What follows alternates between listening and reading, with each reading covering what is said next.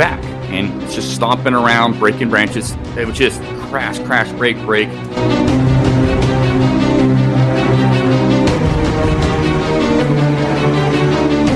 I'm thinking we're in trouble because this has escalated from what happened the night before. This thing came back.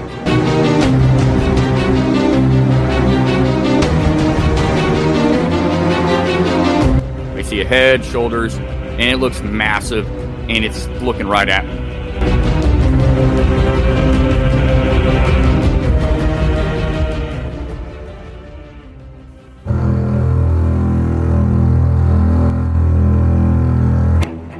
This is the Cryptid Creatures Podcast. I am Brian, and with me as always is my co-host Todd. What's going on, buddy? I'm just sitting here looking out the window, enjoying the snowfall, man. What about you? Yeah. I can't stand snow. I'm so ready for winter to be over with already. Hey, I am too. You know, I don't mind it around the holidays, but after that shit can go away. Yeah, it's getting to the point with me where, okay, it's been cold enough long enough, and yeah, now the snow's coming down more, so had to shovel this morning, which I wasn't too excited about. Yeah, But I will soon. yeah, why do we live in this area of the country? I ask myself that every winter. Do you think Why am I still here? Do you think the Bigfoots are out there playing in the snow right now? What do you think? Oh yeah, making snow angels and stuff You like think that. they do? Sure. Bigfoot angels. Holy Making shit! Look at the size snow of that people. snow angel. Yeah, that would be cool to find one of those, wouldn't it? Oh yeah. Anyway, we have yet another guest on today. We're bringing Mr. Shane Corson on. Who is I'm excited about this one. part of the Olympic Project, if people have heard of that. And he's also going to talk about his encounter that started the whole thing, that got him rolling. So, I didn't know it, but he was actually born in Scotland. I was reading up on him a little bit. Yeah, I read that too. That's pretty cool. Yeah. It's one of my bucket list places to go is Is Scotland. it? Yeah. Moved to San Diego after that and became an outdoorsman and ran into Bigfoot, and then now he's doing this Olympic project. So Yeah, very cool. let's bring him on and see what he's got to say. Now, yeah, let's get him. Okay, here we go. There he is. How's it going, Shane? Here I am. Good, Todd, Brian. Nice to be here. Doing well. Good to have you. Yeah, man, good seeing you. Thanks for coming on. You bet. Thanks for the invite. No problem, man. Looks like you've got the setup going on there too. You do a podcast as well, right? Yeah, I do Monster X Radio, so yeah, kind of set up for it. Yeah, cool. Cool. How long you been doing that for? Just very beginning of 2013. Okay. Cool. Well, I was doing a little homework on you, and it says here you were born in Scotland. Is that right? Correct, yeah. And then you moved to San Diego. How old were you when you moved from Scotland to San Diego? Moved in 93, I was 13. Okay. So you didn't get the Scottish That's accent. why you don't have an accent there. Oh, I lost it a long time ago. Integration. The girls loved it, and the boys liked to fight when they heard my voice. So Okay. I got sick of fighting, so I decided to try and lose the accent and get it American, bro. Cool. Are you living there near the Olympia forest there? North of Olympia and south of Seattle. I'm in Belfair, Washington, so it's on the Kitsap Peninsula. So Okay. It takes me about 2 hours to get to our hub up in the Olympics, to where our main hub, Bigfoot hub, is. Gotcha. At what age and what point did you get interested in Bigfoot? Was it your encounter or what? Oh no, when I lived in Scotland, I was interested in cryptids in general, and you name it, Loch Ness Monster, Yeti. Interested in Sasquatch then. When I moved to San Diego is when in 93 is when I really started getting more interested in it, because I was here in the States. Mm-hmm. And I eventually, once I got my wheels, I was driving up and down California, checking out reports, talking to people. So yeah, from 97 is really when things kicked into high gear for me personally. And when I moved to Oregon, everything was a perpetuation of getting really engrossed in the subject matter and hiking and camping, exploring. So 2011, when I had my encounters, when things were solidified for me that they were out there. And that's when, after, 4 or 5 months, I realized that this is not a one-man. I was running solo for all those years, just doing my own thing. what I called research at the time. And then I got involved eventually with, the likes of Cliff Barrickman and Derek Randalls, and eventually joined the Limit Project in tail end of 2012. And so, I've been at it a long time. I will say that I think the best stuff that I've been partaking in was after 2011. That's when, like I said, I got a hold of people and did the whole group thing, and I learned so much. It was crazy. Why don't you tell us about your encounter? Go into it, explain what happened, and then we can go from there and talk more about the Olympic Project. Yeah, absolutely. So 2011, I'm an avid outdoorsman, fisherman, hiker, hunter. I'm a real, fishing is one of my hubs. It's been one of the things of my life that I've always partaken in since I was a wee lad. So I've always been a fisherman. So when I got to Oregon, started a new job, I met a couple of guys one was an Oregonian, avid outdoorsman, loved fishing. So we did a lot of that. The other coworker, Ian, who's from Boston, he was none of the above. He just wanted to experience it. And so, 2011, the three of us make a plan to go up to Mount Hood, the Mount Hood Wilderness, and do some exploring, some hiking, and some high mountain lake fishing. That was our goal. High mountain lake fishing. I was into Sasquatch, definitely. Ian was not. He's from Boston. He's not an outdoorsman. He hates bears, and we'll get into that. And my buddy Mitch had, heard some stories over the years, but was not really into Sasquatch. So this was purely a fishing trip. And so we pick out a location out in Mount Hood with the plans of spending 3 to 4 nights out in this area, hiking, exploring, camping. And so we make our plans. We go out there. We drive out to the hiking trail. We hit the hiking trail with our gear. We make base camp at one of the lakes out there that we were going to be fishing, but that was going to be our base camp to launch into these 7 other lakes in this area. And so we do that. We hike out. We make our base camp. We check out the lake that we're at, and we decided to go and find one of these other lakes that we were going to be fishing. We got down there early on a Friday, and so once we were set up, we had the whole day before us. So we went out on the trail to find this other lake, and we hike up this huge hill up below this ridge line, and then eventually we get lost. We end up on this ridge line, the 3 of us, up on this ridge line. We're way off trail. We're going through Huckleberry, just a mess of stuff. We knew we were lost. As we're going through this off-trail ridge line that was above the lake that we made base camp at, we started noticing bear sign and all that, which is no big deal. There's a ton of black bear up there in Oregon, as is Washington, Northern California. I run into bear all the time, and most of the time they either run away or you don't see them.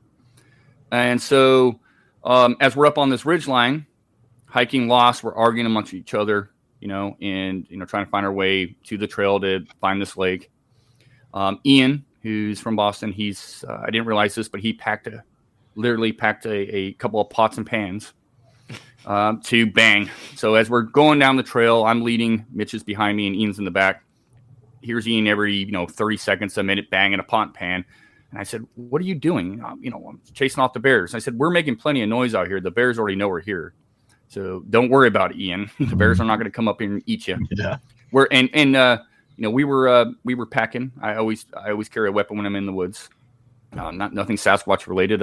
Between my time in California and Oregon, I've bumped into a lot of animals and a lot of weird people. So I always carry a weapon. Better looking at it than for it, I always say. Right. And so Ian with his pot and pan was driving me nuts. So I actually had an extra weapon, so I handed that to him, which was a mistake, and we'll once again get into that later. But just to calm his nerves, I said, "Hey, take this, just put it on your side. You got it." And so we're hiking, we're lost. We end up hiking that day about 17 miles, just completely off trail, on trail, off trail. Towards the end of the day, we finally find the lake that we are supposed to be fishing. And by that time, it's getting late afternoon. We know the trail we're on. We know how to get back to camp, but we're losing daylight. So instead of fishing that lake, we decided, well, we know where the lake's at. We know where the trail's at. Us knuckleheads will find it tomorrow, not get lost like we did today. And so we head back to our base camp, and we make it there. It's only 2.5 miles away, so we made it there in pretty quick time.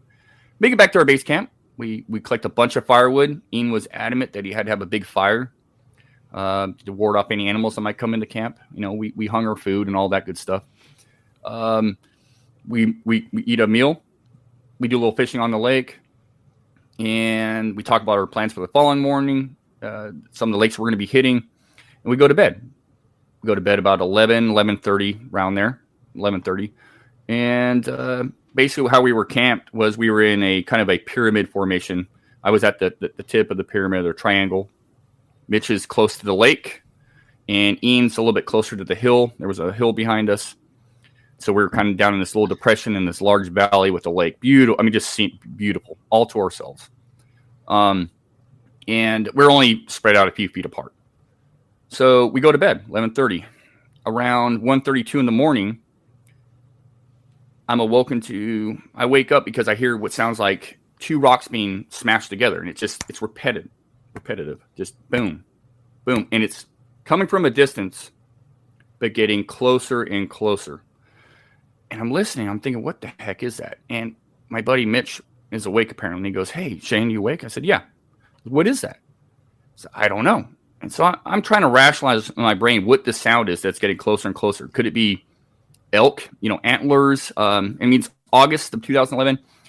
I was trying to think, okay, are elk out right now, in this area? I'm thinking, is it some crazy raccoon? Because it sounds like two rocks just being smacked together, and it's getting closer and closer. Well, eventually, as Mitch and I are discussing this, and I'm thinking, what could this be? It gets fairly close to our camp and stops. Now, we're surrounded by Douglas fir, big old growth Douglas fir trees, a lot of debris on the ground, and I hear something just prodding around in this debris. It sounds bipedal. I couldn't really be sure, but it sounds like it's just breaking branches, kind of circling up and around our camp. Ian's still asleep. Mitch and I are listening. And that goes on for like a minute or so. And then that rock clanking starts up again. And it gets further and further and further away. Whatever it was had come in and then stomped around and then left. So I eventually fall asleep. Mitch falls asleep. We wake up the next morning. And we talk about it a little bit. Ian thinks we're messing with him because he didn't hear anything that night. He was sound asleep. In fact, he was snoring pretty much the whole night. And so he's think we're messing with him, and we're not. But we're out here for a fishing trip. We have multiple lakes at our disposal, so we decided to, make breakfast and head out, and we did. And we made it to the lakes that we aimed on making it to without getting lost. We fish, we catch fish, we bring the fish back later in the evening to our camp. We cook up a meal of fish. We collect more firewood, build a fire. We talk about our plans for the following day, because we're going to be out there, 3 to 4 days. That was our goal. This is, going into the second day, we're talking about our plans for that second day third day, going into the third day. And so we had picked out a few lakes that we hadn't been to yet. So, okay, well, let's get up early and let's hit it hard. Some of them were a little bit further out, maybe three miles or so.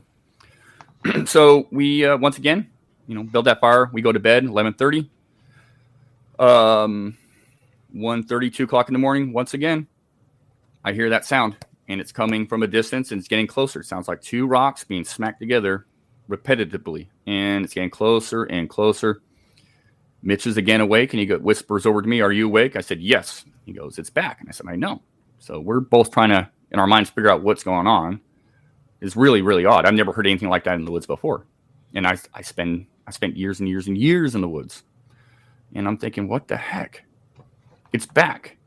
Well, that rock clanking sound gets closer and closer, and it stops. About the same distance it did the night before.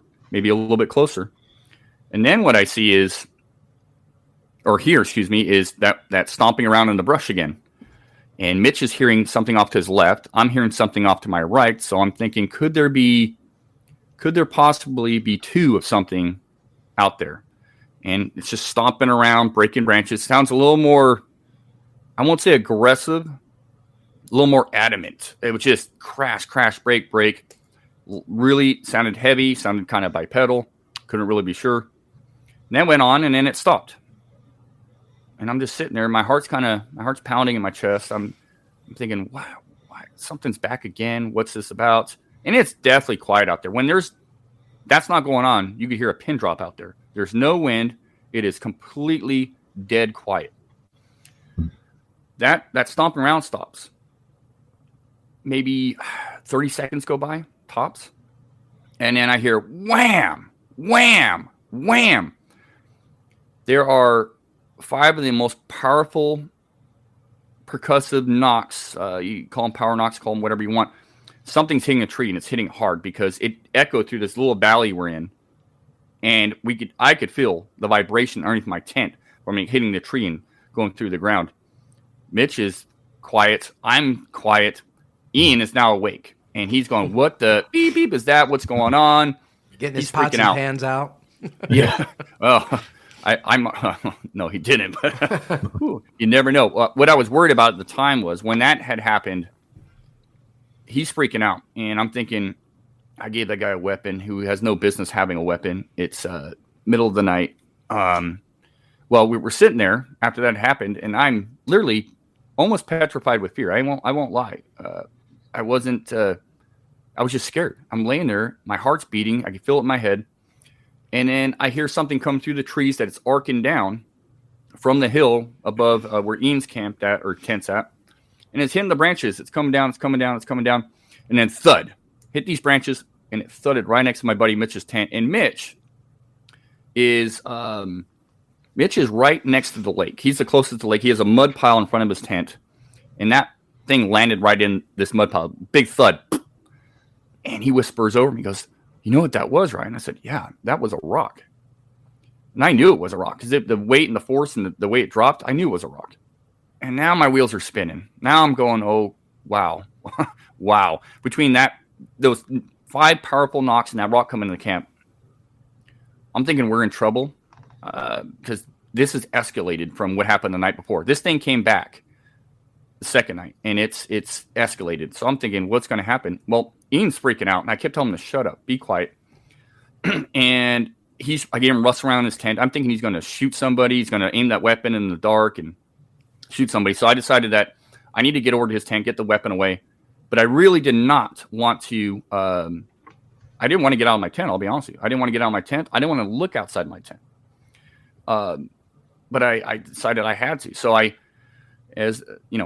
rustling around, I could hear Mitch breathing heavy. He's not saying anything. Ian's freaking out, rustling around. He won't be quiet. So I decided to get out of my tent. So I unzip my tent, and I'm looking around, and I'm thinking to myself, please don't see anything. Please don't see anything. And as I'm looking around, scouring, I see movement almost directly in front of me, about 40 feet away, 30, 40 feet away. No, it's closer to 40, but I'm seeing movement around me.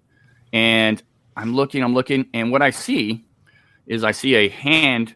There's this large Douglas fir that leads up this trail, and I see a hand on the front side of this Douglas fir. I see a hand, I see an arm, I see a shoulder, and I see something coming from behind the tree, swaying back and forth. The hand's still not really moving.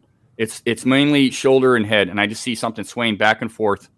I see a head, shoulders, and it looks massive, and I assume it's looking right at me.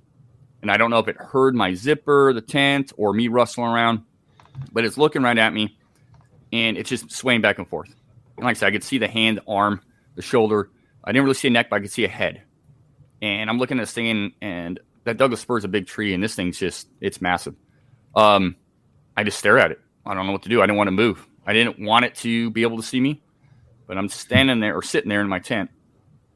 And after it wasn't very long, a few seconds, it takes its hand off the tree, drops it to its side. It turns around and walks up this trail up the hill. And that was it. I waited and waited and waited. I didn't hear any rock clanking. I didn't even hear it walk off. It was all just visual. I never smelt anything. I didn't hear any vocals or anything. This thing was just quiet, and it disappeared. And I didn't want to get out of my tent. Ian had settled down. Mitch is breathing, but he settled down. And I just sat there. All 3 of us, I think, just sat in our tent till daylight. And once daylight hit, we packed up collectively without saying a thing and just hightailed it out of there. We just picked up our stuff and hightailed it out of there. Barely talked about it on the way home. It wasn't until probably a week later that we actually started discussing it. And Ian really didn't talk about it. He didn't want to talk about it. He didn't even want to go back into the woods ever again. Not sure that he ever has. Mitch and I did discuss it a little bit. And then subsequently, that occurred. So what that did for me was it solidified the existence of Sasquatch for me. I mean, this thing was massive. In my head, I was thinking, I'm just on a fishing trip.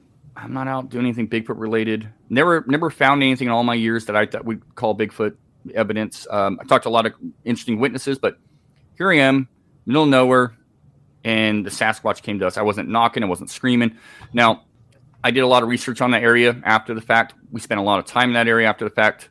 Found a couple of interesting impressions, and maybe recorded a couple of possible percussive sounds, some knocks. I never saw anything again in that area, and I spent months in that area thinking, I know where they're at. I know how to prove this. I just have to have the equipment and this and that. I did my research on the area and found out that it was actually a kind of a Bigfoot highway. There was loads of reports, people talking to rangers about crazy bears throwing rocks at them, people being chased out of the area, roars, you name it. Yeah, crazy bear. Mm-hmm. So I'm like, wow, the Sasquatch are here. At least that time of year they were. And I started thinking in my head, well, why did we have a 2-night encounter? Why did it come back? Were we blocking its access to the lake to get water? And that made sense for a while, but then I really started delving into it and thinking in my head, well, what did we do? We got lost up on a ridgeline, way up on this ridgeline, off trail. We were seeing bear sign. Maybe some of it wasn't bear sign. We're up there yelling at each other. We're lost. We're off trail. We're urinating. We're leaving our scent everywhere. My running hypothesis is that we got up on this ridge where there was a Sasquatch or Sasquatches, and we're unpredictable. This isn't a place where people generally go. There's no trails. You're going through bush. You're bushwhacking. I think we disturbed something, and the first night it came by to say, you disturbed me. And the second night, get the heck out of here. You didn't take a hint the night before. That's my running idea. But basically, it's a pretty safe bet. Yeah. Long story short, that solidified the existence of Sasquatch for me and led me down a different path than I was going at the time as a solo investigator. After months in the area, and I wasn't really having any luck, and I thought for sure I'd see it again and this and that, and it never happened. I decided that I need to start reaching out to individuals that are that live in this area, that have been researching these areas longer than I have, because I'm a transplant up here.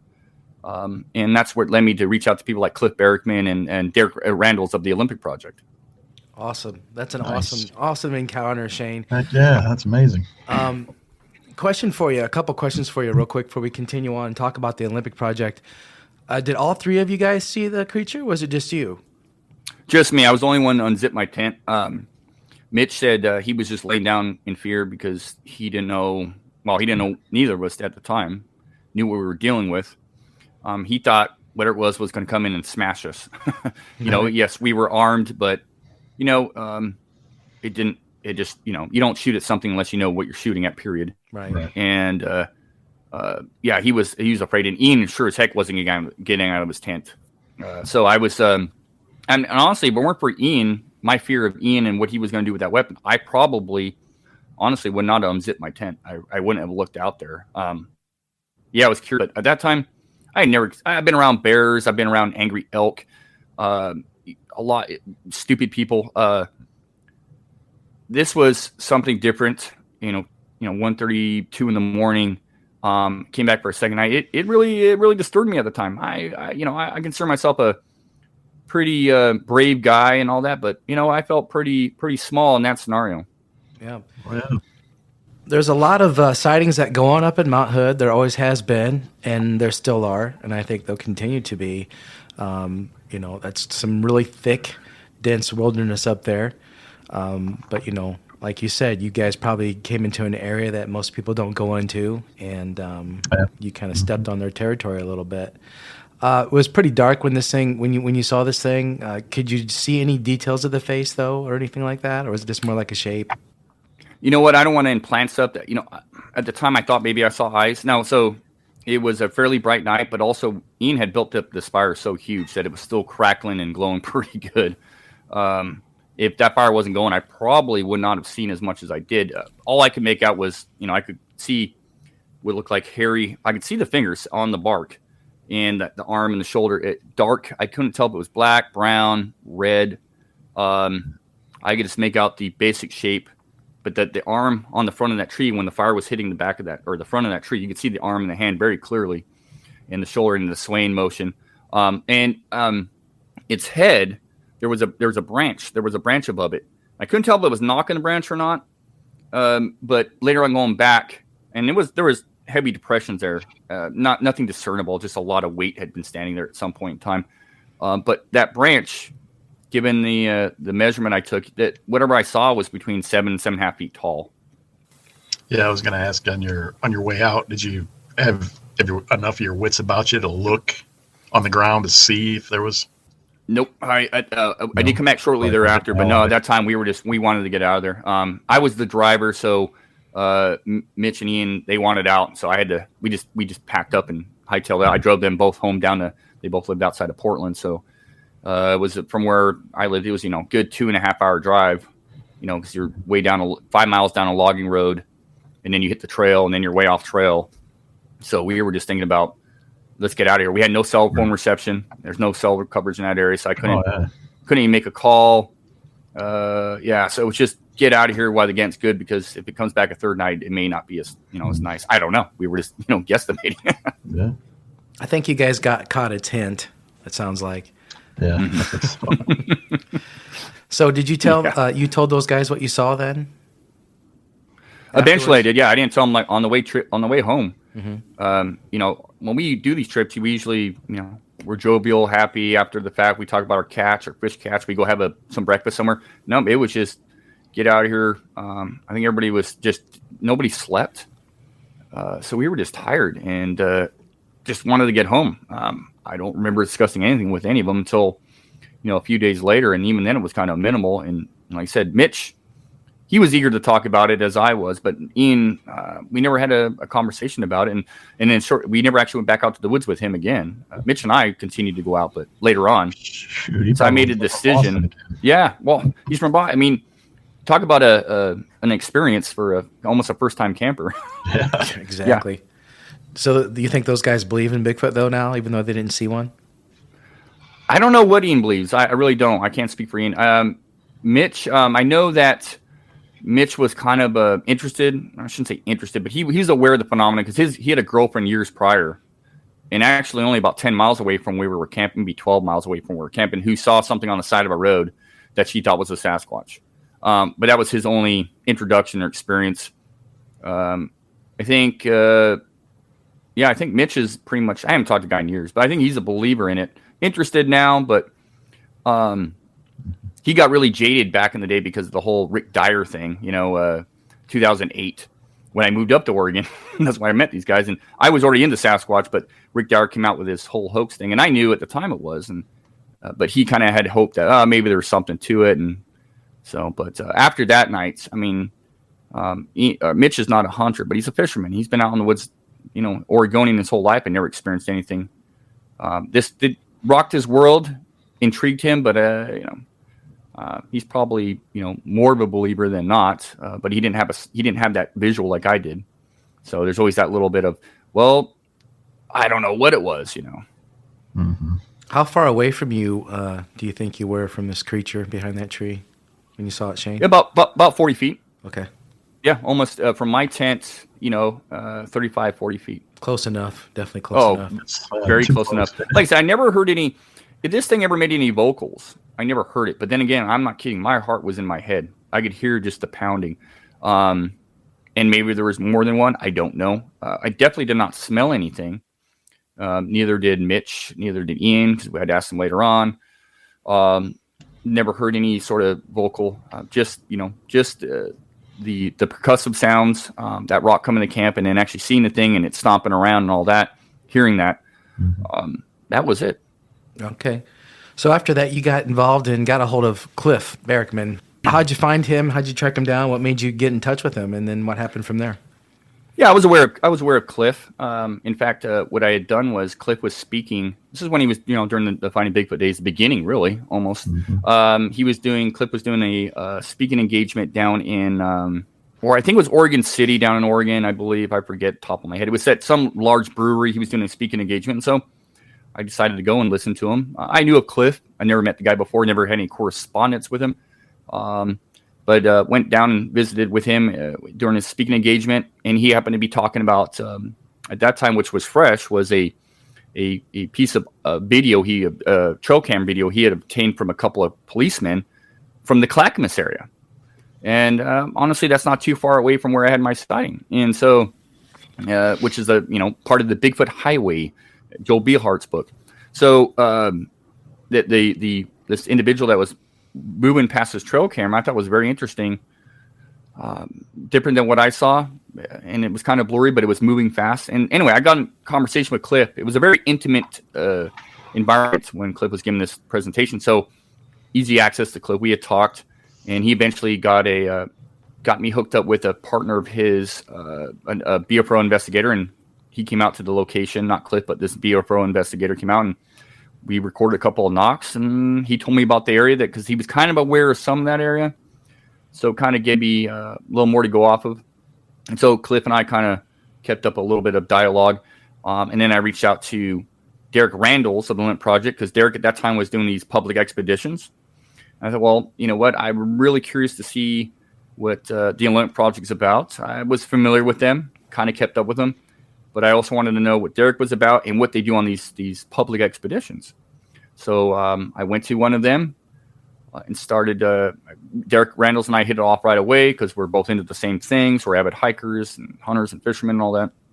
And Derek just really, a lot of what he was saying resonated with me with research, because everything I did up until then I thought was quote unquote Bigfoot research or Sasquatch research. But listening to Derek and some of the other individuals like David Ellis and Tom Baker of the Limit Project and James Milling at that time with the Limit Project, I realized that what I was doing was not, it was decent, but it was not real research. I wasn't documenting enough. I wasn't looking at the moon phases and the barometric pressure and the elevation and all the stuff they were doing. And it really opened my eyes to a broader picture here. And so Derek and I had a long conversations. I came in a couple of public expeditions, and then he said, "Hey, you're a perfect fit for this organization. Would you be interested in joining us?" And I said, "Yep.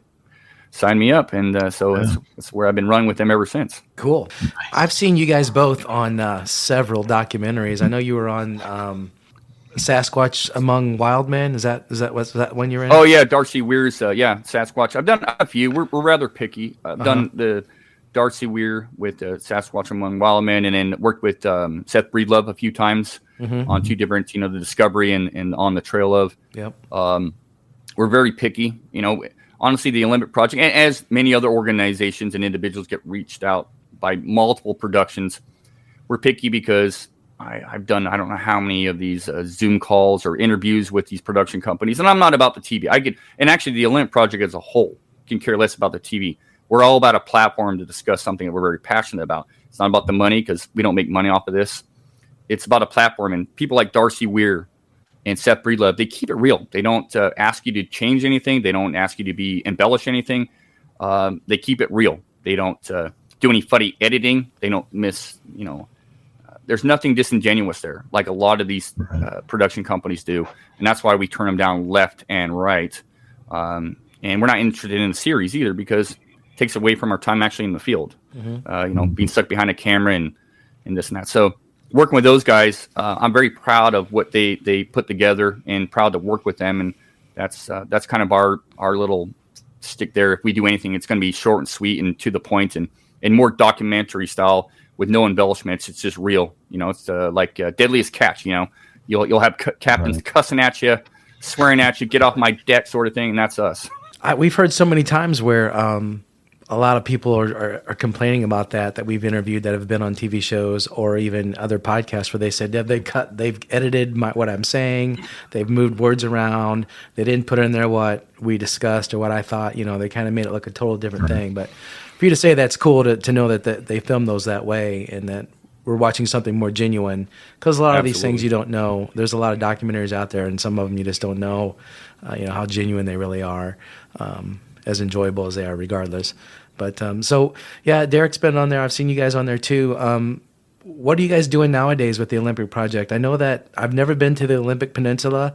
I heard it's beautiful. I heard it's awesome. What's it like there? Yeah, mine too. What's it like there, and what are you guys doing now up there? It's the Olympics to me it's not just home, it's paradise. It really is. For some, they don't like it because it's basically a tropical rainforest. It's not so much tropical, but it's a rainforest. It's definitely a rainforest. Growing up in Scotland, where I get a lot of rain, it's very similar. So I just naturally migrated this way. So Southern California is beautiful. The weather is amazing, but it's nothing, and it's got its beauty. But, places like Yosemite and Mount Hood and the Olympics, they just hold their own special beauty. Mm-hmm. When you step into places like that, you're overwhelmed. And this vastness of wilderness and mystery and intrigue and exploring. And so the Olympics, I moved up here up to Washington in 2017 based on, I wanted to be closer to the Olympics. From Portland, it took me about 5 to 6 hours to get up to the Olympics. And so I wanted to be closer. I also wanted to be closer to Olympic Project members. And specifically, I made the move based on speaking of what we're doing right now, which we've been pretty much working on the last, 5-6 years now, is a nest study site that we've been working on that a timber cruiser came across. So I wanted to be closer to that. I moved up to the Olympics to be closer to actually, be in an area where I can go out and just study this. I'm out in the woods 3 or 4 times a week and sometimes longer. I wanted to be on an area to study, these nests in the Olympics because they were so profound to me. To me, it's one of the most amazing things I've ever worked on or seen. So I wanted, fortunately my wife agreed, and, she can work remotely as we both can. So we decided to move to Washington to be closer to the Olympics, be closer to the hub. And, I'm a core member of the Olympic Project now. There's a core group that leads the Olympic Project. And so I had a lot more responsibility going into this. It was a no-brainer for me. I have to be a part of this. This is, to me, a very scientific endeavor. It should be something that science looks at, as John Bindernagel used to say, this subject matter should be less taboo. And I think some of these finds should be less taboo. That science would be interested, regardless of what's making nests or leaving impressions. Science should be more interested in this. There's a lot of questions there. They're not all answered. Yep. There's not a gazillion hoaxers out there, So when something profound is found that's unexplainable, it should be looked at. So that's I'm not a scientist. I consider myself a citizen scientist. As much as one can be, because science to me is based on observation. I think that's the most fundamental thing. Science is observation. Nobody was born out of the womb a scientist. They had to observe, and then when they observed over a period of time, they became educated on something, and the expert observer, which down the road they became an expert in their field. They weren't born with a doctorate. So I consider myself and many of the Olympic Project members and others out there doing really great work outside the Olympic Project, individuals, citizen scientists. They're observing, they're documenting, they're cataloging. They're spending a lot of time in one area. They're not ambulance chasing, which was kind of like the old thing. People still do it, and God bless them. But I think it's important to stick in one area. And so I moved up to Washington to stick in one area, to focus on one area, and specifically work on these and study these ground nests and see if we could find more and what was making them. Mm-hmm. What else have you guys ran into through the years with the Olympic Project? What other kind of things have you found, or maybe you've heard some things or actually seen some things? What kind of stuff you guys acquire over there? We have over the years acquired multiple, foot impressions. Recently, within the last 2 years, hand impressions, lots of hair, unknown primate hair, as it's been viewed under a microscope by the correct people. And we do have some thermal footage I think is of value. Both recorded and some, unfortunately, not, back when our therms didn't record. But we have some good thermal footage. And I think just our documentation on sightings and reports, elevation, time of year, that sort of stuff, I think is really important. We have a lot of documentation where we can, we're looking for patterns of predictability. Where's the best spot to have an encounter, possibly, or a sighting, what time of year, what elevation, what month. So the documentation is something we've been collecting over the years. And yes, we have, as individuals, we also, one of the big things we've been working on, David Ellis has been working on this for a long time, of the Olympic Project. He's kind of our audio guru. And Chris Spencer has really stepped up and taken the helm in this as well, where we set up these long-term units, these long-term audio units that record upwards of 30 days. And we don't just listen to the sounds. but we actually visually look at them on a spectrograph. So we compare them to known animals via our own recordings and via, things like the Macaulay Library of Sounds, which is one of the biggest libraries of known animal sounds. And so we visually look at it and compare it. And when there's very suspect stuff, we put that into that's the unordinary pile. We have coyotes and all these different animals, but then we get stuff that doesn't match anything out there visually speaking. Your ears will play tricks on you, but it's very important to work a certain area and record everything, every known animal, and document those known animals. As I often say, animals make a lot of weird noises that we haven't heard. I mean, if you or I walk into a room and stub our toe at 2 a.m, we're going to make sounds we didn't know we were capable of making, right? So, yeah. Oh, yeah. Done that. Yeah, animals are the same way. They make noises that we're just not familiar with. And so even though we utilize the Macaulay Library of Sounds, not every sound is recorded because every animal can be a little bit different. So you have to keep those recordings. Let's go, oh, that's a coyote, trash. You document the stuff. You keep that in the library of sound, and then you can compare it later, especially if you're in one area. You're like, well, it's not a coyote. I mean, if you work in an area long enough, you'll start naming the coyotes or the bears in these areas because you're going to record them, the elk. You're going to record them continuously. You're going to hear them. They make the same signature sounds. So that's another important aspect to what we do. And I got to give major kudos to David Ellis and Chris Spencer because they spend countless hours loading the audio and looking at it visually, and they found some, very compelling, very interesting stuff, specifically lately in the nest area, the nest site area. So, I mean, in the nest area, we don't just have audio recordings. We don't just have hair. We don't just have foot impressions and hair or in other impressions, hand impressions. We have the nests themselves. We have rocks that have been obviously scored together, knocked together by something. Obviously, you can't say it was Sasquatch. Can't say the Sasquatch made a nest, but you start looking at the bigger picture here of all this unknown stuff, including this unknown behavior with the nest. Nests historically have been found. These aren't the first nests ever discovered. They're just the biggest number of nests discovered and the most studied nests.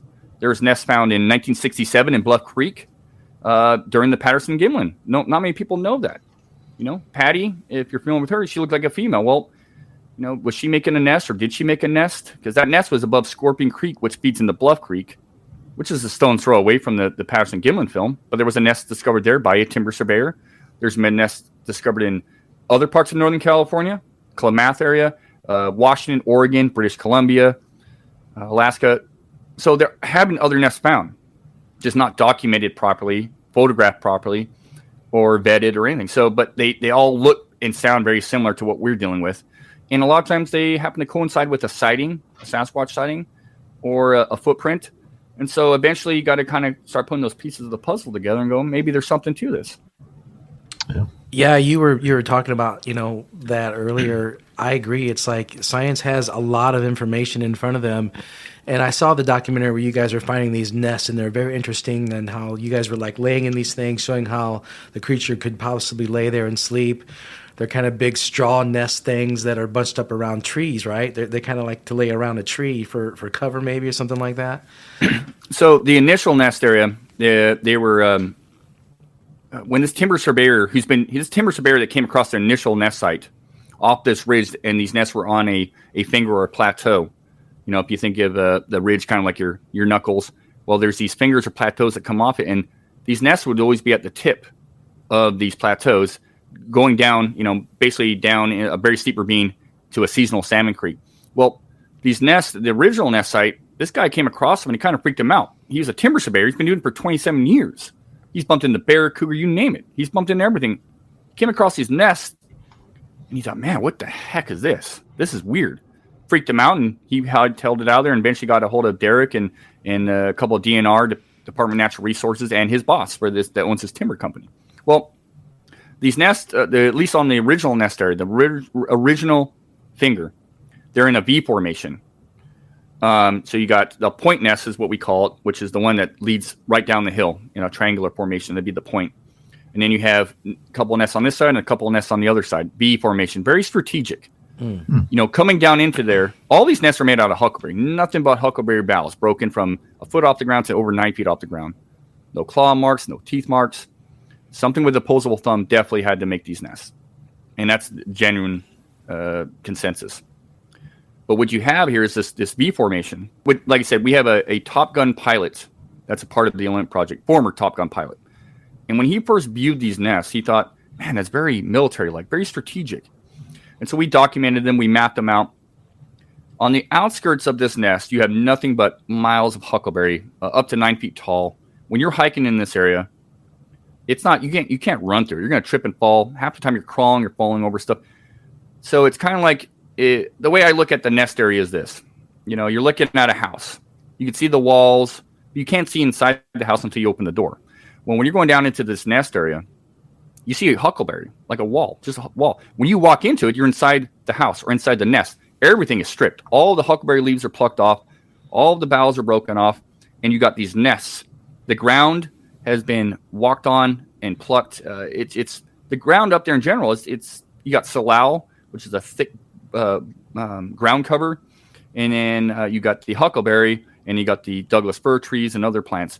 But you would not be able to see into this place until you walked into it, not via the canopy because it's so thick. We try to fly drones, it doesn't work. Gotcha. And so when you get in there, it's like a giant room that's been emptied out. All the huckleberry branches either snapped, clipped, or broken, twisted. The huckleberry, all the leaves are plucked off. So you have this room where every nest can see every other nest.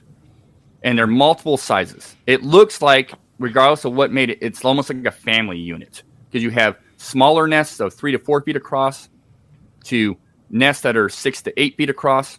Almost like a bathtub in shape, oval. You have in this one area, today we found 2 bush nests, or practice nests as we call them, where they mirror what's on the ground, but they're built into the huckleberry bush themselves. And it's like a little tiny practice nest. And the reason I call it a practice nest is because not only do they kind of mirror what's on the ground, they're made out of huckleberry, but Derek Randalls did a lot of homework on these bush nests and discovered that, gorillas, for example, that's how they teach their young to build nests. They sometimes build them in a nest. Like the little ones will construct a practice nest. They can't, it's the weight, it won't hold the weight, but it's like a practice nest.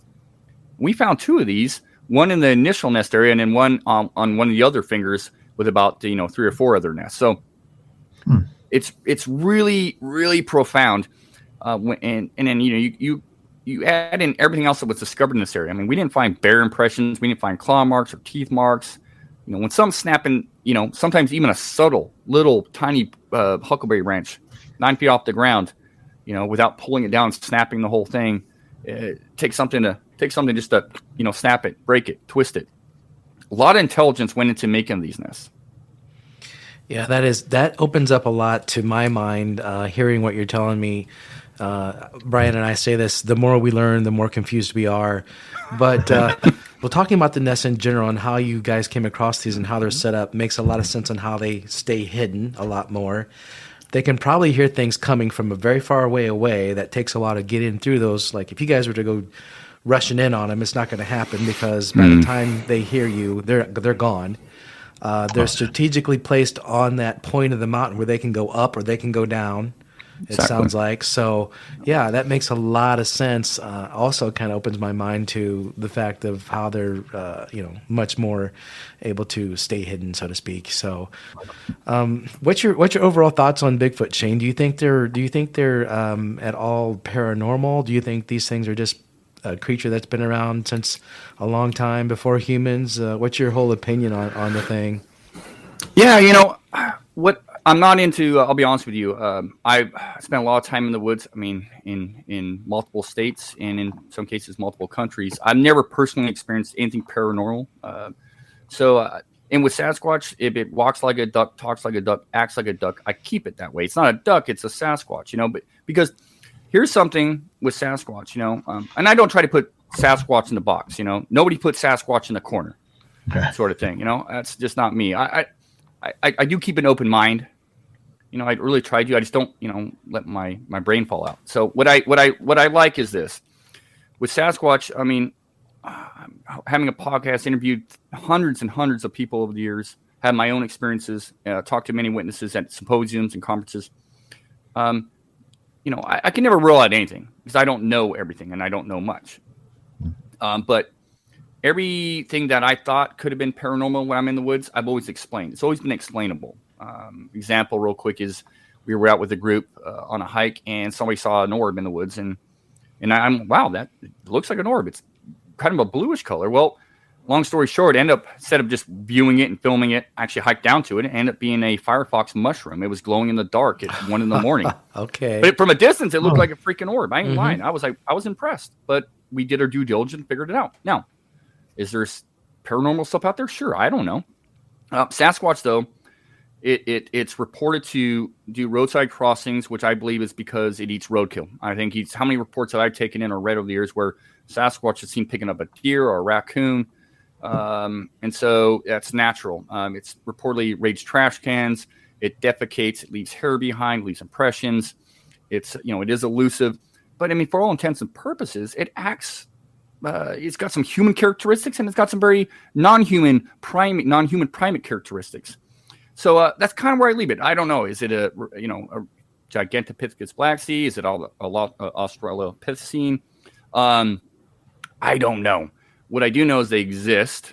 They're real. And I think they've been around. Native Americans talk about them. So I think truly they're just small in number. I think they're smaller in number, and that's why they stay so elusive. They're very smart. They're ninjas of the forest.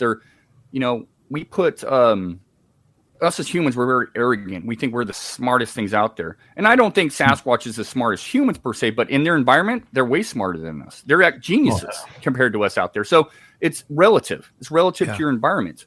So Sasquatch is going to be far more equipped to avoid us and live in the woods with no special capabilities, just being absolute stellar in their environment. The echelons, the top. And that's what they are, but small in number. And so they can stay elusive. I don't, if they breed, it's probably like an orangutan. It's probably every 6 to 8 years. And I don't think they're breeding all the time. Finding, you got to find, you got to have a male and a female and all that scenario. But if they're like orangutans and, it could be every 4 to 8 years, who knows? And this is all spitballing there, right. Just throwing spaghetti at a wall and seeing what sticks. But, I think Sasquatch is a flesh and blood terrestrial creature that is just equipped for its environment. It is some sort of primate. Hominid, but doesn't need the use of tools or fire to survive. It's doing very well by itself. That probably makes nests occasionally for birthing purposes. I don't think they make nests. Maybe they make beds occasionally. But that's the running hypothesis with the nest, is that this is either a nursery scenario or a birthing scenario. We spent, after that first year, we came across 23 nests within the first 6, 7, 8 months after checking out this area and hiking and exploring. And then for the next, 4 or 5 years, we didn't find nothing, traversing multiple areas that had all the same kind of setup, the same MO, western facing slope, seasonal Salmon Creek, Huckleberry. And then Todd Hale of the Olymp Project and myself, based on some patterns that we were looking at, the tail end of February of 2020, we came in on something making a nest. We didn't see it, but we were very close to seeing it. And here was this huge mound of Huckleberry that was collected probably that day. And, that was based on our opinion that these nests, the original nests, were made in either the tail end of February or March. And so we'd start getting out there and looking for years. We weren't finding anything. But we also thought maybe these nests aren't made all the time. Maybe every couple of years, maybe 4 or 5 years. And lo and behold, 5 years later, or 4 years later, basically, we find a brand new nest in the making where we almost caught the culprit. But what we did, though we didn't see it, it approached us, it retreated, circled around behind us. Subsequently, we found hand impression in this area, hair, a huge pile of Huckleberry, multiple 14-inch impressions, which, if you're familiar with Patty, from the Patterson-Gilliam film, she's about 14 inches. So maybe another female building a nest in this area. Just throwing that out there. Who knows? Mm-hmm. And then we got some of the best audio, I think, we've ever recorded in this area from that nest area, that new nest area, because though what made that nest never came back, at least into that nest area, there was multiple things going on after we discovered it that in some cases didn't sound happy and made a lot of very interesting vocals and percussive. So there's just a lot going on in this area. Even today, we got some really cool audio, and we've kind of backtracked a little bit here because when Todd Hale and I walked in on that nest being made. I actually got a little weird about it because I thought, this is what you want. You want to find these nests, and to find one in the making it blew my mind. I always thought maybe we'd find another one, old. We found something actually making one, but we disturbed it. And if indeed these are nests being made for birthing purposes, we disturbed a lot of work. I mean, this huckleberry pile was tremendous. It took a while to collect this stuff, and so we disturbed something, and now it either had to go make another nest somewhere else or whatever have you. And I thought, well, yes, part of our goal is to collect data and all that stuff, but we're not out to prove, the Olymp Project's not out to prove the existence of Sasquatch per se. Most of us know it's real. So I don't want to disturb something making a nest. I want to come in after fact and then collect whatever I need to collect for the Olymp Project's purposes. Mm-hmm. If we accidentally walk into one, you're darn right. I had my GoPro running at the time. I was ready to go. If this thing walked out of the woods, it was going to be on camera, but it never did. And knew just how far to stay back without getting caught by sight. But I don't want to disturb something if it's making a nest. And that time of year, February, March, it's still pretty cold out there. It's wet. Sometimes you still have a little bit of snow. I do have a conscience, for these things now. And even it wasn't a Sasquatch. Say a bear's making a bear bed. I don't want to disturb it. I'm going to be and let it do its thing. It's settling down. So there's a little bit of, like I said, I do have a little bit of a conscience. So moving forward, I do want to find more nests. I definitely do. We get, so happen to walk into one, make one, sure. But we're not going to do that right now in the months of February and March. We're going to wait till April when we think these things are done making these nests. And like I said, I don't think they make them every year. I think it's every so often. Not sure if this is one of those years, but we will find more nests. I guarantee it. But I want to do it after they've been used. And we have plenty of other opportunities to capture these things on either film or on therm, possibly down the road. I shouldn't say plenty. I guess that sounds a little arrogant. But we do have opportunities to possibly get these things on therm or on camera without delving into right in the, basically opening their door and putting a camera there or sitting on a nest. Right. And there's other ways to go about that, really do. Yeah, without invading their territory, I don't blame you. I mean, wait till they're gone and go check that out. Do you guys do you have any pictures of those, or are those on your website? Is it olympicproject.com? olympicproject.com. It's been a little stale. We don't have any pictures on the website. Right before, we just didn't want to get arguments with people. We would share them with academia and whatnot. We didn't really share anything on Facebook because everybody's got an opinion, and then people want you to answer them, or if you don't answer them, then you're hiding something. So we just don't go down that road. Now that they've been shared on some of the pictures have been shared on some of these documentaries with Seth Breedlove and whatnot. Mm-hmm. We'll probably throw some on the Olymp Project website because my goal, ultimately my goal is. I want to know if other people have found anything like this. I want to know if, and when people are out trekking, not they're going to be trekking in these areas, but if they happen to be, maybe they'll come across one, and then we can, and maybe in another state, maybe in Canada. I want to know about it. I want to know where they located. Is it the same sort of setup? Is there more than one? Document it's not evident. Is there hair in there? So I want other people, other investigators or hikers, and that's the thing too is. Most researchers, investigators, and just people in general, they stay on trail. We're human, right? So we stay on trails, are man-made. We follow game trails. Not many people, unless you have a job like a timber surveyor, and it's always somebody, almost 9 times out of 10, it's somebody involved in a timber company that comes across these nests.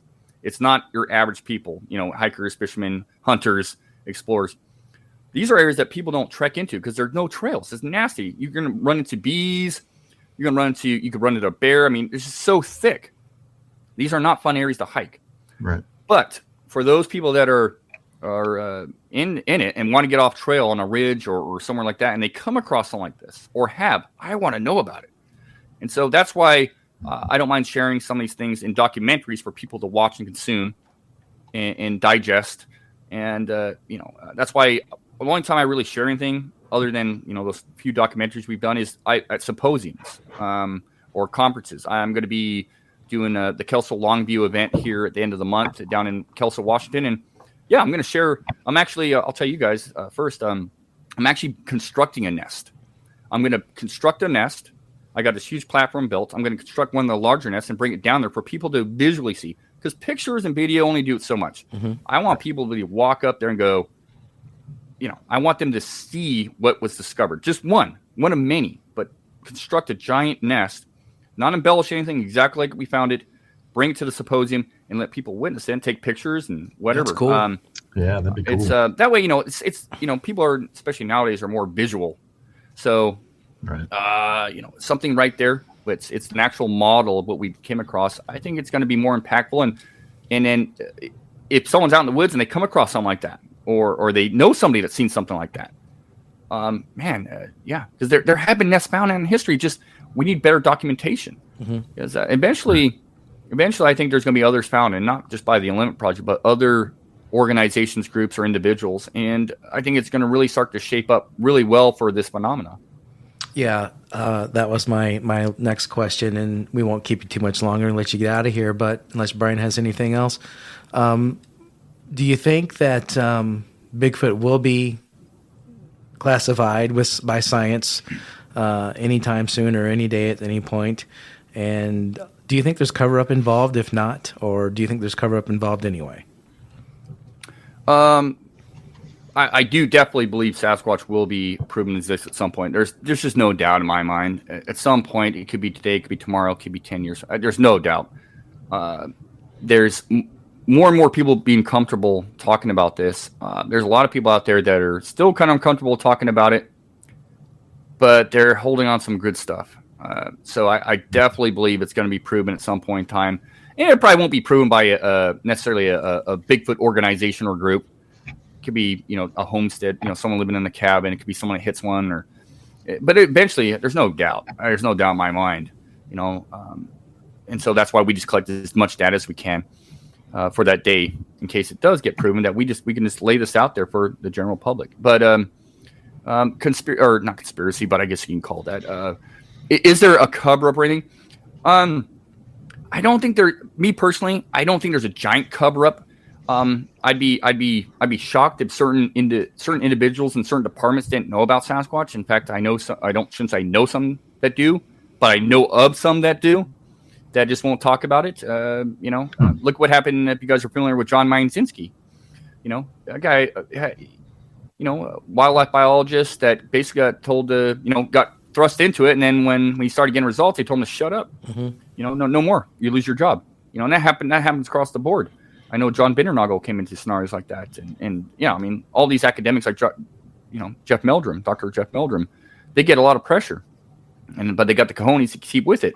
Now, are there certain individuals or factions of the government that know? Possibly, maybe, absolutely. I really don't know, but I don't think there's a general whole giant. You're talking about Canada and the United States. That'd be pretty huge, and. I've talked to Border Patrol agents, because everybody's always asked me, Sasquatch doesn't know borders. You're darn right they don't. They don't know, United States and Canada. No, right. Of course not. And you know how hard it is to probably try to get into Canada or somewhere else, especially nowadays. Bigfoot forgot his passport, right? Yeah, I forgot his passport. He hasn't taken his, his CV test. So, I think there's people that know of it, but they're just, it's not necessarily a lot of times they're like, oh, I don't know what that is. And then sometimes they're probably just told to shut up about it. It's just not their job. Maybe there's something to it. I don't know. I just don't think there's a giant conspiracy to keep it hush hush. I think there's factions that know about it, especially the upper, I used to work. Here we are. People talk about timber companies all the time.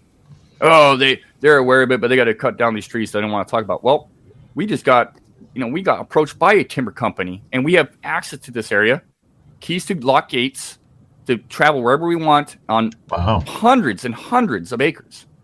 Hundreds of acres. Cool. No conspiracy there. They're as much interested as we are, and some of them have had encounters. Yeah, and I don't think they're interested in killing off wildlife in the area. That's probably why they said something. Yeah, and they didn't know what they were looking at. So we're talking the top of this company, and I've worked with when I was in Oregon, especially on the Tillamook National Forest on the coast, worked with park rangers all the time. That most of them never had an encounter. One or two did, but most of them never did. But they got reports in and they were interested. But those guys always, yes, they're in the woods a lot, but they always have jobs to do. So they're not necessarily doing what we do, trekking and looking for stuff. They're cleaning out trash cans, they're taking care of campgrounds, but they get a lot of reports in. No conspiracy there. They would share them with us.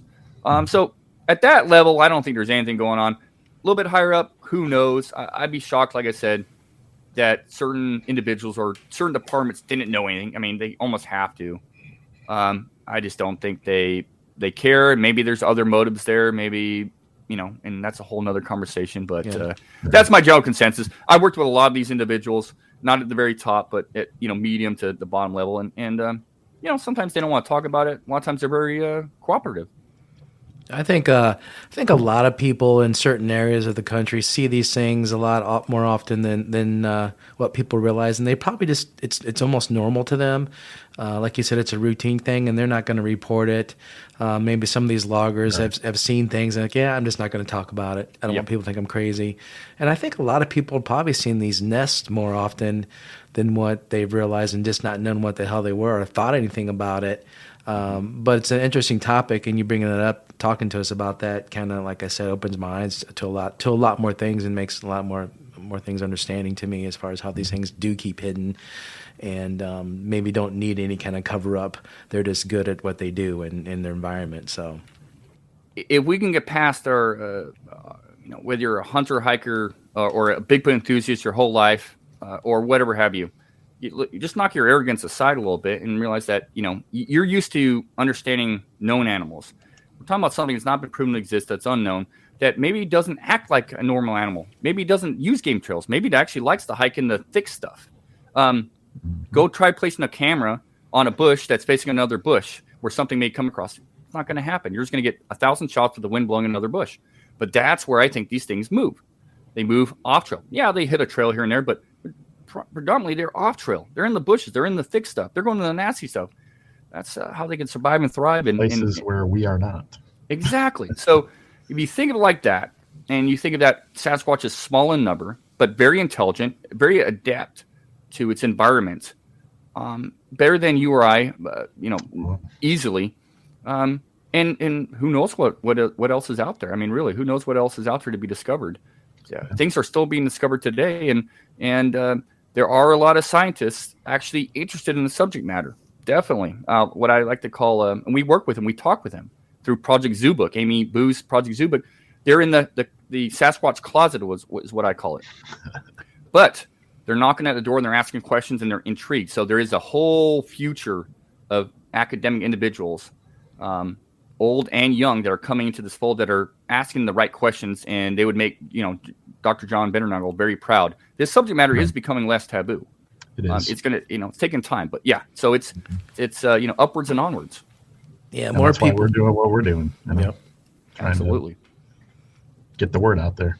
Yeah, more and more people seem to be okay with talking about Bigfoot than they used to be, or even you're not looked at as crazy anymore. It's just kind of a thing nowadays. You either do believe or you don't believe, and people just don't really make such a harshness of it. But Shane, we appreciate you coming on and talking to us and discussing your encounter and talking about the Olympic project, man. And Brian, Todd, thank you so much for having me. It's been a pleasure. Thank you. We get out that way a couple times a year in Oregon. Maybe we can meet up out there sometime. Yeah, call me. Yeah, definitely. Maybe we can Open make it invite. up that way and check out the Olympic Peninsula for once.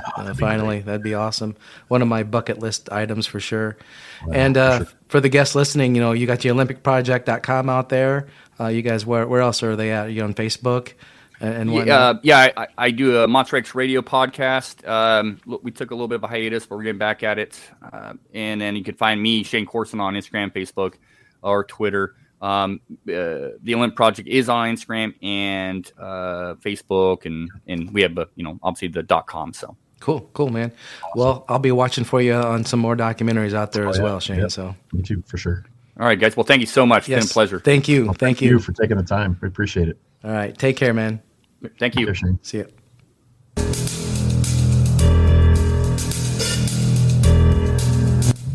Interesting stuff there and all that he's involved with that Olympic project. Yeah, that is really cool. I'd love to be able to get out there sometime and meet up with those guys. That'd be fun. I would say if you're going to pick one spot that you could choose to go to Squatch, that would be the one I would choose, definitely, The hands Olympic down. Peninsula would definitely be the place to be. Yeah. If you look at sightings on the maps and all that stuff, you'll see that area is dense, Loaded. with those kind of things. Highly populated encounters up there, all through Washington, basically. But that's a dead set one. If you're going to run into any kind of activity, that's where you're going to want to go check it out. Yep. So, and And a lot of it is pretty inaccessible. I mean, a lot of that is hard to get to up there in that Olympic region. yeah, and I think those guys know how to get to A to B, and that's why they're finding those Oh, yeah. nests and whatnot too, which is pretty cool. Right. Yeah, Pretty yeah. cool. Yeah. There is a That was documentary. that was great. There's a documentary out there about that, and they show those nests on there. I can't remember what the name of it is, but it's out there. So if you guys are watching those documentaries like I do, you'll find it sooner or later. Yeah. But anyway, man, it was good hanging out with you again, as always. Hell yeah, always. Thanks to the listeners. Again, Yeah, if you've thank you guys. had an encounter and you want to come on and talk to us, we'd love to hear it. Love to talk to you and hear what was going on with you. You can email Sure. us at info@cryptidcreatures.co. Hit us up Get us on Instagram. Get us on Twitter. Facebook. Come join our Facebook group if you'd like. TikTok. Yeah. That's the last resort. I don't do the TikToks, but maybe I should check it out. Maybe you should. All right, man. Good episode. And until next Hell yeah, time, always. I appreciate Yep. it. We'll Always. talk to you later, brother. Yep. See ya.